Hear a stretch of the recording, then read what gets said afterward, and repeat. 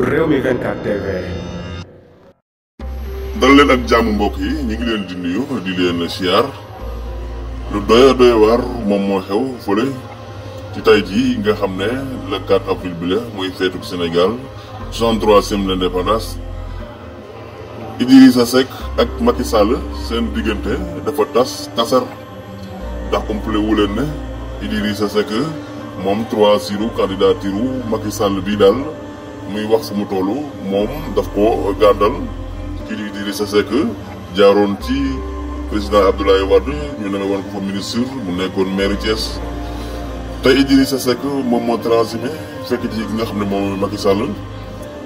waaye as góor daal bu fa jom jigéen dafa mel ne dara jóge fa loolu Sénégalais yi ñoo koy wax. Idrissa Seck nag président Sall tey daf ko def humilier bu doy waar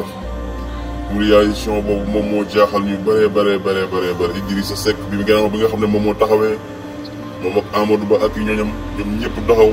ngir ñuy xaar président de la république pour mu ñëw nuyoo ak ñoom ñu daal di toog daal di tàmbali. président Sall bi mu ñëwee nuyu nañ yëpp benn par benn waaye bu mu egsee ba ci Idrissa Seck daal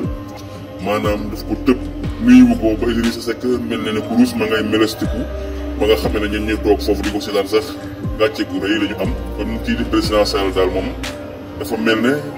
moom day jàpp doo bàyyi lu ko nit def mu ndaw ak mu rëy yëpp daal dina la ko jàppal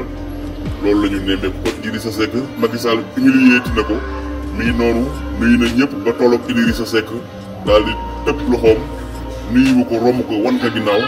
Idrissa Seck nag moom koy gestu loolu la ñuy nemmeeku kon